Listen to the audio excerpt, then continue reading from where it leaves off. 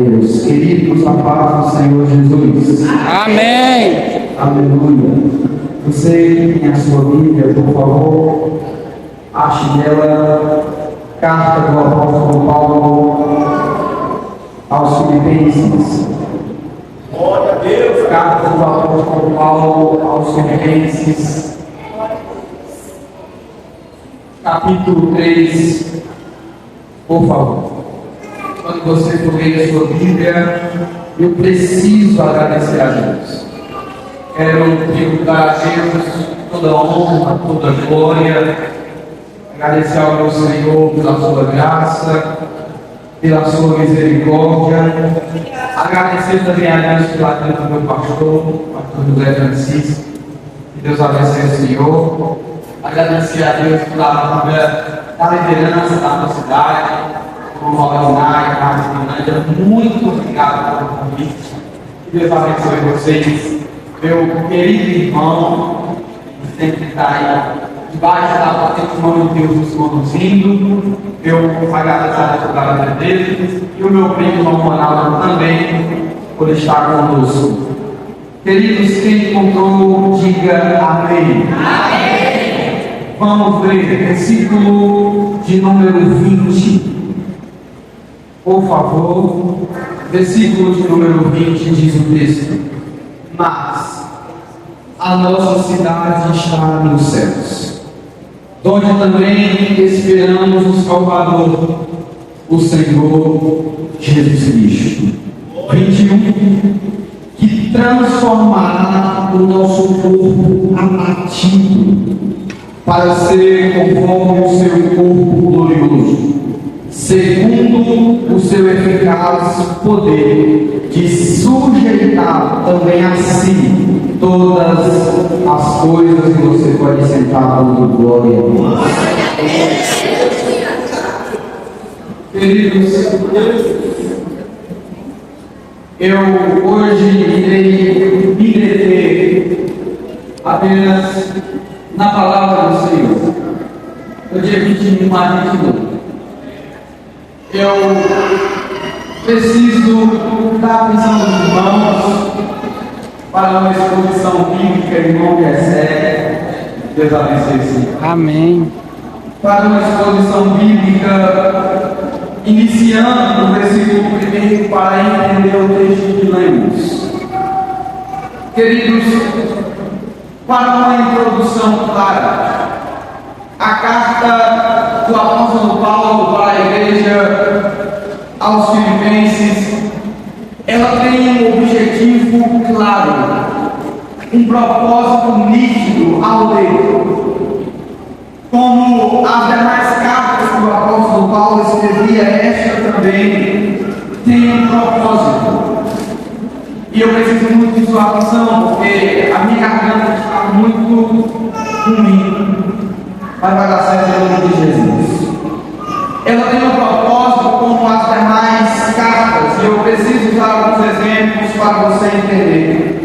A carta aos Romanos é dirigida, é escrita para uma igreja que vivia se culpando. E o apóstolo Paulo escreve a carta para eles entenderem que já são justificados pelo Senhor. A carta, as duas cartas a Timóteo, ele escreve com o propósito de lembrar Timóteo de conservar vivo o dom de Deus. A carta a Filemão, ele escreve com o propósito de Filemão receber o onésimo e não o maltratar. E a carta aos Filipenses, ela também tem um propósito. E o propósito é cuidar do semblante dos irmãos. Fazer com que os irmãos vivam contentes. A palavra, uma das palavras mais citadas na carta à igreja de Filipos é regozijai-vos. É uma preocupação do apóstolo Paulo com o semblante dos irmãos, com o jeito de viver dos irmãos. Mas quem é esta igreja? Esta igreja é plantada depois de um grande sofrimento que o apóstolo Paulo passou. Filipos era a primeira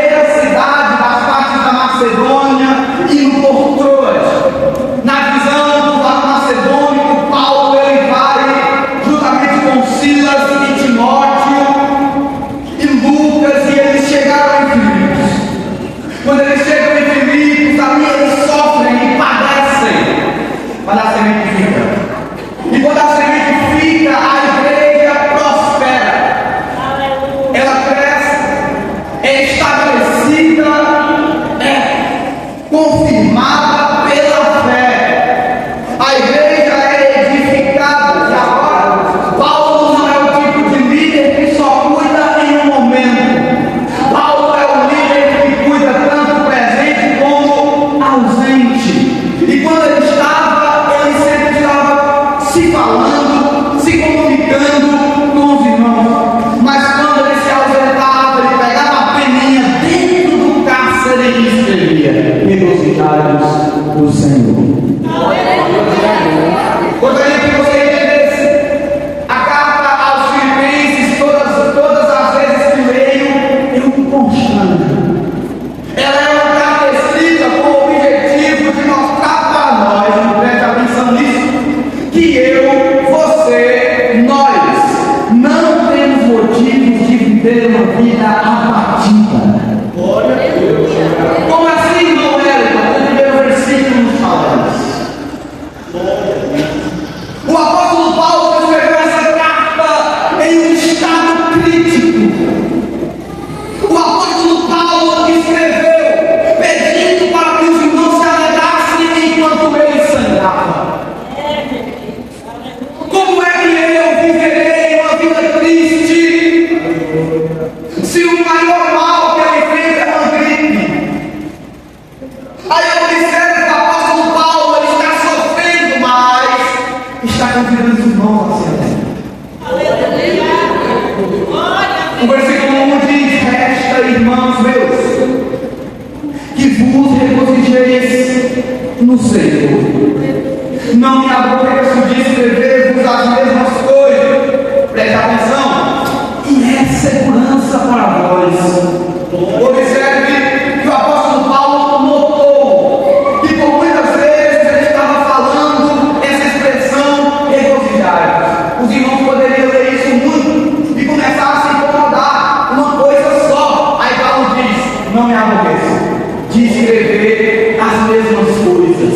Isso é segurança para nós. Como assim, irmão Hélio? Irmão, preste atenção nisso. Viver uma vida abatida, andar por aí triste, de forma derrotada, é perigoso para a nossa fé. Andarmos de uma forma como se fôssemos pessoas sem dono. Andar de forma como se o nosso Deus não nos amasse. Isso é dar motivo para acusarem, para baterem na nossa fé. O apóstolo Paulo tem esse cuidado. É uma preocupação que ele revela no capítulo 3, irmão. Regozijai-vos no Senhor. Eu não me aborreço de escrever isso. É segurança para nós. Eu me detenho aqui. Por que é segurança? Porque quando as pessoas olharem para nós e observar que nós vivemos uma vida derrotada, isso vai dar acesso a eles a começar a nos presentear com pratos que talvez suprirá as nossas necessidades. Como assim você está vivendo uma vida triste? Como assim você está vivendo uma vida derrotada? Eu sei que pode te ajudar. Não precisa me oferecer nada, porque eu já tenho o Senhor Jesus Cristo na minha vida. Não é necessário me presentear com nada. Preste atenção, por favor. Em nenhum momento nessa mensagem eu estou dizendo que nós não vamos chorar. Em nenhum momento nessa mensagem eu não estou dizendo que nós não vamos sofrer. O que eu estou dizendo é que nós não podemos viver constantemente tristes. Glória a Deus.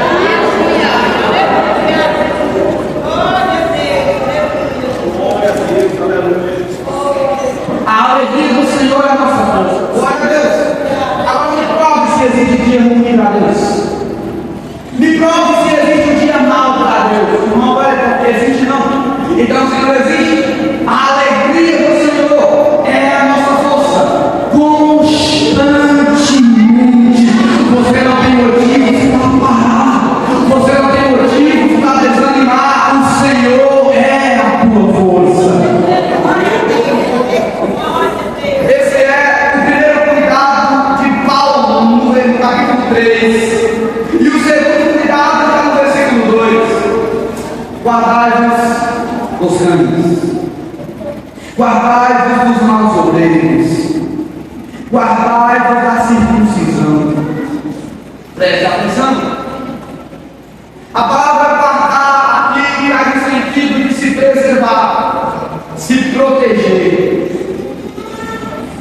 E por que se proteger da circuncisão? E por que se proteger dos cães? E por que se proteger dos maus obreiros? A palavra cães é encontrada em Mateus capítulo 7, versículo de número 3 em diante. Não deis aos cães as vossas pérolas, não deis aos porcos as coisas santas. Preste atenção. Jesus estava se referindo aos fariseus. Quem são os cães? Pessoas que parecem ser, mas na verdade não são. Pessoas que se vestem bem, mas por dentro estão podres. Pessoas que aparentemente acreditam, mas na verdade duvidam. Os fariseus eram assim, irmão. Ninguém se vestia melhor que o fariseu. Ninguém andava mais bonito que o fariseu. Ninguém conversava melhor que os fariseus. Mas os fariseus não criam no que nós cremos. Eu vou mais fundo e conversar. Os fariseus já leram Isaías 53. Eles já leram a profecia que o Messias viria. Os fariseus já tinham lido que o Messias, pelas suas pisaduras, iria nos sarar. Mas quando o Messias chegou, os fariseus não acreditavam no Messias. O que é isso? É viver de aparência, é dizer que é quando na verdade não é. O apóstolo Paulo está dizendo: guardai-vos desses cães que clamam a noiva do cordeiro, dizendo que é quando na verdade não é, dizendo que faz quando na verdade não faz. A segunda vez que esse termo cães aparece, que me vem à memória desse momento, em Apocalipse 22, de fora ficarão os cães. Eu sinto graça para pregar. De fora ficarão os obreiros. O apóstolo Paulo está nos convidando a nos preservar desse tipo de gente. Está nos convidando a nos preservar desse tipo de pessoas. Mas agora vem a parte crucial: guardai-vos da circuncisão. E aqui eu te convido a ir comigo fundo. Por que se proteger da circuncisão? Se a circuncisão não é abominável aos olhos do Senhor. Por que, pastora Eva, se proteger da circuncisão? Se a circuncisão era um ato de pacto com Deus. Por que não podemos mais praticar a circuncisão? Por que nós temos que sair dela, abandonar ela, nos proteger dela? Se a circuncisão é um ato de mostrar que você é separado, se a circuncisão é um ato de mostrar que você é diferente. Acontece que Gálatas 6 diz que os irmãos estavam tentando imputar nos outros o ato de se circuncidar. Para quê? Para se livrarem das perseguições por amor de Deus. Quando o apóstolo Paulo ouviu que as pessoas estavam sendo marcadas para se livrar das perseguições, ele disse: ninguém me pede mais. Se é para se livrar das perseguições por causa do Evangelho, ninguém me inquiete mais com esse assunto, porque trago no meu corpo as marcas do Senhor Jesus Cristo. Observe, a circuncisão, eu não preciso falar disso, porque a gente que sabe o que é. A circuncisão é mostrar que você tem pacto, aliança, conserto com Deus por causa do sangue. O sangue derramado revelava que você tinha pacto com Deus. Mas o apóstolo Paulo não se protegeu. Porque tudo aquilo que veio para tirar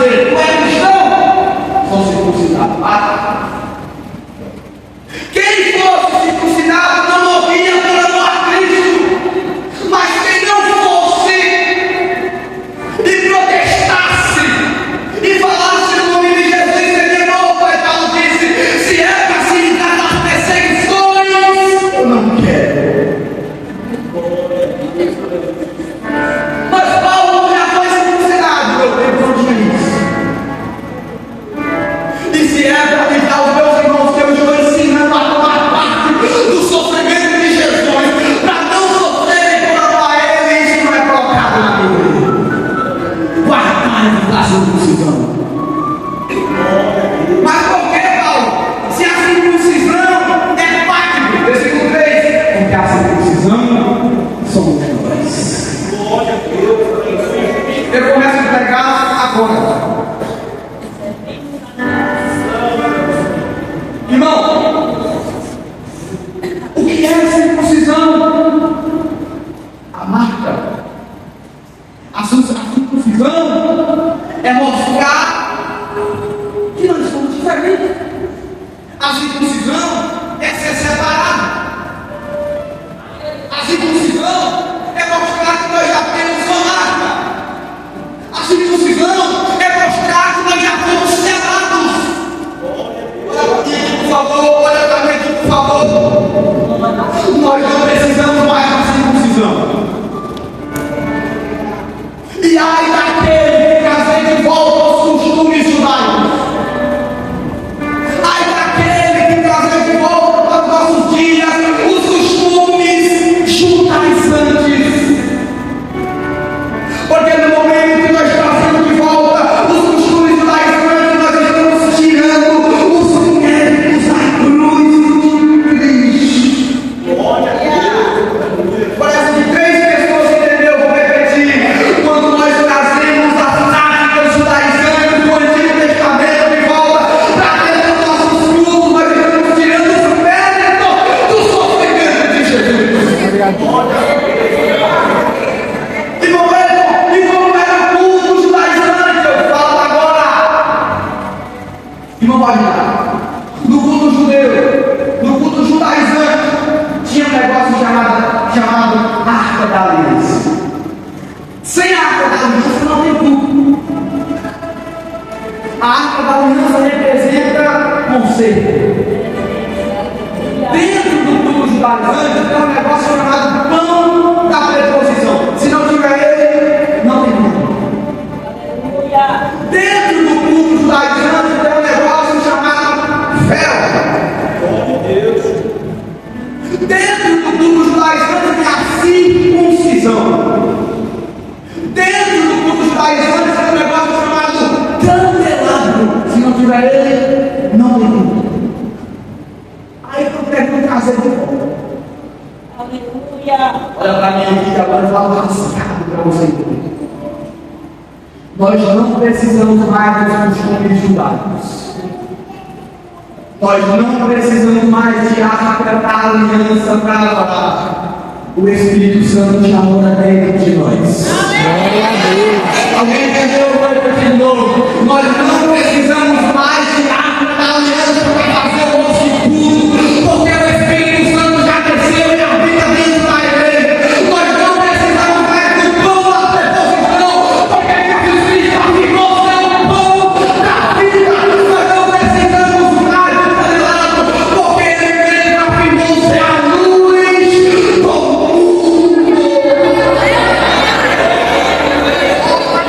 Nós também não precisamos mais do véu. Sabe por quê? Porque está escrito: o véu rasgou de cima a baixo, dando acesso para entrar. Vamos ficar de volta os costumes que Jesus acabou. Vamos ficar de volta. Aleluia, aleluia, aleluia. Vamos ficar de volta os costumes que Jesus Cristo já passou a borracha. Irmão, olha comigo, quando a circuncisão, o sangue de Jesus já desceu. Marcou minha vida, tua vida, nossa vida, já somos marcados pelo sangue do Cordeiro e não precisamos mais de costumes judaicos para mostrar que somos separados.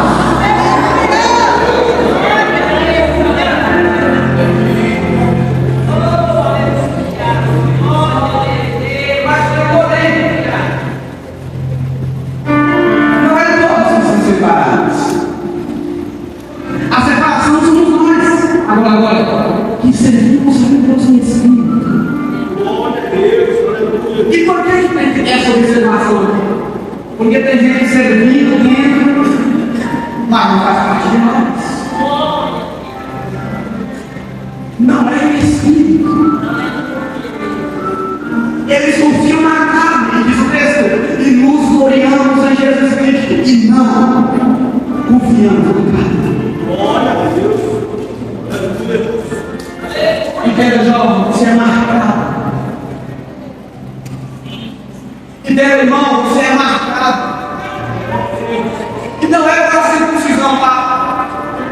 sangue de Jesus. Glória a Deus. Por que nós não confiamos na carne? Porque como é que eu confio naquilo que tem que ser tratado de Cristo?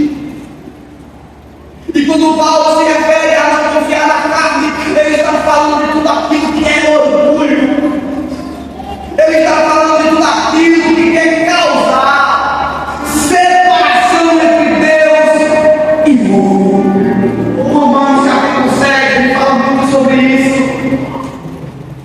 Eu sou carnal, mas a lei do Senhor é espiritual. E o que eu quero fazer é andar conforme essa lei espiritual. Mas esse homem caído que eu sou me puxa para baixo. Então, como é que eu terei prazer na carne? Como é que você consegue sentir prazer nesse homem caído que somos? Como é que nós conseguiríamos se alegrar, sentir orgulho nesse homem que decepciona o Espírito? Oh, glória! Os salvos não confiam na carne. Agora Paulo vai falar disso na autoridade. Versículo 4. Ainda que também podia confiar na carne. Glória a Deus. Presta atenção, irmã Adriana. Se algum outro cuida que pode, quanto mais eu. Paulo está falando que tem autoridade para decidir se faz ou não. Se outro cuida que pode, quanto mais eu. E eu nem vou falar que eu sou poliglota, tá? Nem vou falar do grego, nem do latim. Eu vou falar aquilo que o professor falou, que todo mundo tem o desejo de pregar aqui. Aí Paulo diz, quanto mais eu, que tenho na minha vida tudo aquilo que um jovem judeu deseja. Por que, Paulo? Circuncidado da rodinha, da linhagem de Israel, da tribo de Benjamim, hebreu de hebreus, segundo a lei, fui fariseu, segundo o zelo, perseguidor da igreja, segundo a justiça que há na lei, irrepreensível. Tudo isso é o que um jovem judeu almeja ter. Oh, glória! Aleluia! Isso aqui são conquistas que um judeu almeja. Paulo tinha. Ele está falando do que tem, que dá autoridade a ele a decidir se confia na carne ou não. Quando ele estava conversando com Filemão, a carta, ele disse: Filemão, eu tenho autoridade para te ordenar no que tu deve fazer, mas eu apelo no amor.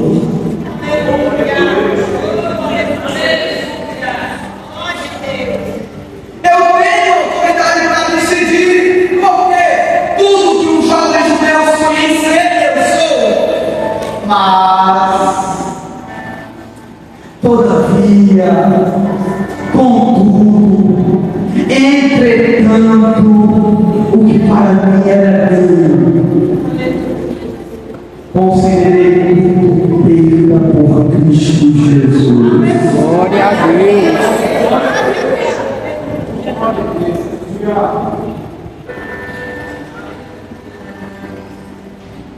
Acontece que a gente fica feliz com algumas conquistas, sabe? E aí, quando a gente conquista, a gente começa a colocar elas acima. Entenda isso. Você não foi circuncidado no oitavo dia. Você não tem os méritos que o cara tinha. E ele tinha, ele considerou ele. Olha para mim, por favor, começo a concluir. O apóstolo Paulo fala no versículo 7 que ele considerou perda por amor a Cristo. Ele reputou tudo perda, o que era ganho para ele. Ele considerou perda pelo Senhor Jesus. Olha para mim agora. Considere tudo perda por amor a Cristo. E não é porque eu ganho com isso. O versículo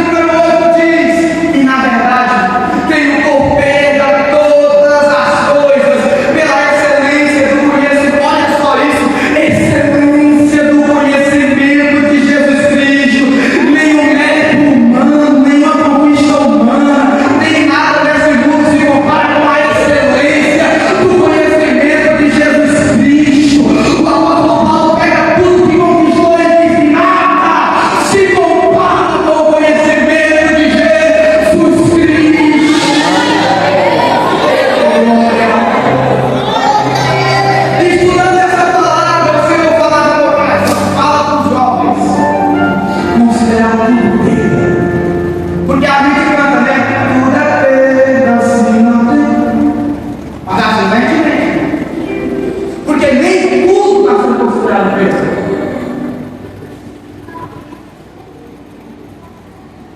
Aí o argumento é: irmão, mas fulano não considera, ciclano não faz, por que eu devo considerar? Eu fui falar com meu amigo e ele disse que quer viver a vida. E eu? Você não é ele, você não é tudo mim. E não é, mas como é que eu considero perda? Se as pessoas ao meu redor não consideram, deixa eu falar isso da parte de Deus para você. Pare de olhar para os fulano de tal. Pare de olhar para o que as pessoas fizeram ou deixaram de fazer. Preste atenção em você. Se eles não oram, ore você. Se eles não buscam, busque você. Se eles não pregam, não fala de Jesus, fala de você. Se eles não almejam o céu, almeje você. Se eles não estão separados, seja preparado. Você, se eles não querem alcançar a promessa, alcance.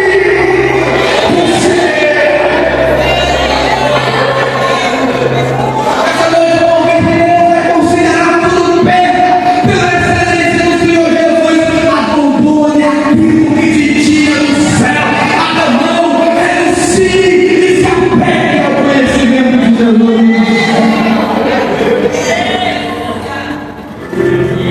Oh glória! Oh glória!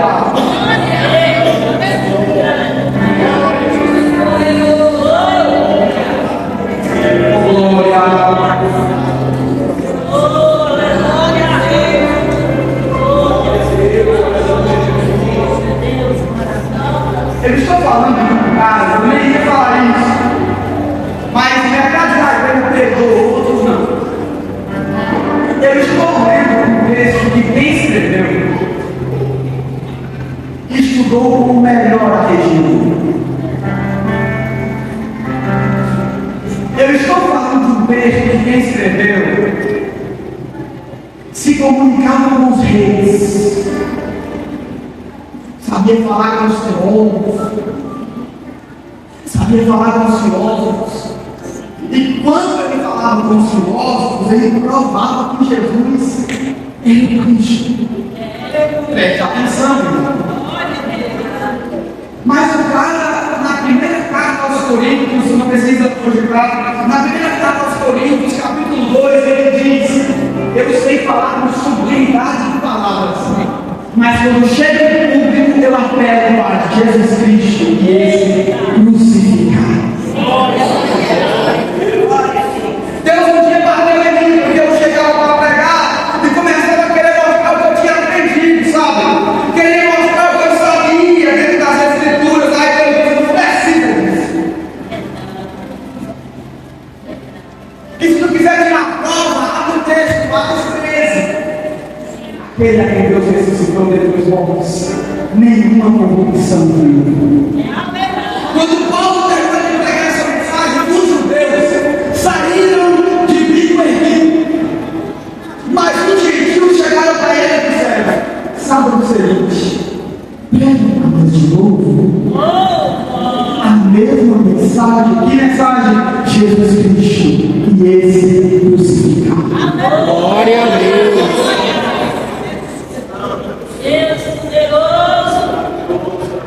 Mas irmão, era quantos médicos eu alcancei até aqui?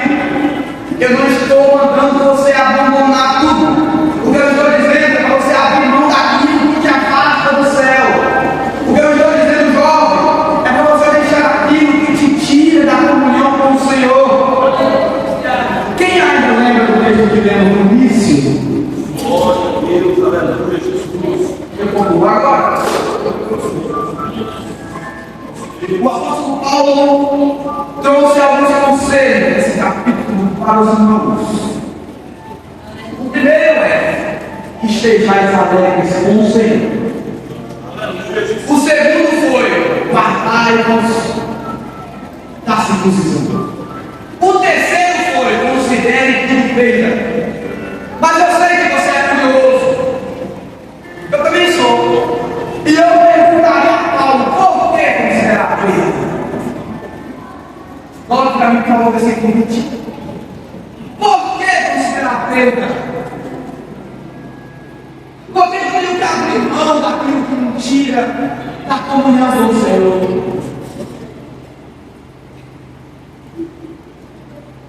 Aí Paulo diz: você precisa considerar como perda aquilo, porque a sociedade está nos céus. Vou de novo, dou uma segunda chance. Você precisa considerar como perda aquilo, porque a sociedade está nos céus. Senhor, não vou repetir de novo. Você precisa considerar como perda aquilo. Você precisa renunciar aqui. Você precisa abrir mão aqui. Por que não? Porque a nossa cidade está nos céus.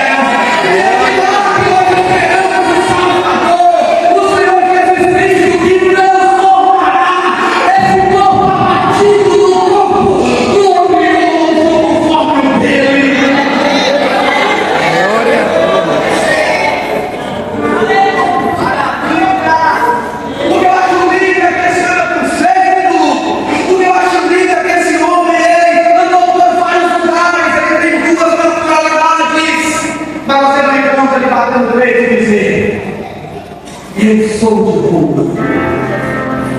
Oh, glória a Deus. Ele passou por Jerusalém. E você não encontra ele batendo no peito e dizer: eu sou de Jerusalém. Ele foi também, aleluia, em Filipos. Ele pegou lá. Ele pegou em Tessalônica. Ele pegou em Bereia. Ele pegou na Frígia. Ele pegou na Galácia. Mas em nenhum momento você encontra ele dizer: eu sou deste lugar. Não, não é. E ele nasceu aonde? Ele nasceu em Tarso. Mas ele também não diz que a cidade dele é Tarso, meu amado. Ele é uma filha que o lugar dele é Tarso, porque a minha cidade está nos céus. E é lá que eu espero o Senhor Jesus Cristo. Nessa noite que eu passar o microfone, eu falo agora: tire da sua cabeça que você é cidadão de Jaguares. Tire da sua cabeça que você é cidadão do Piauí. Tire da sua cabeça que você é cidadão do Nordeste. Tire da sua cabeça que você é cidadão do Brasil. Você é cidadão do céu. Do céu. Do céu. Você nasceu para morar no céu. Jesus te chama para morar no céu.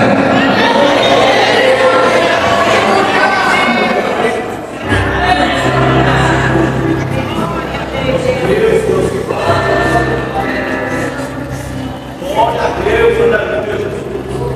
Anteriormente, no versículo 20, ele afirmou que algumas coisas tentam atrapalhar, mas sigo para a carreira que me está proposta.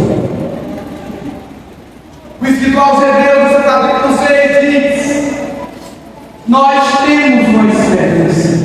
Glória a Deus, aleluia. Eu preguei para as jovens, preguei para a irmã, preguei para a varão, eu volto para alguém que talvez me cancelaria um dia.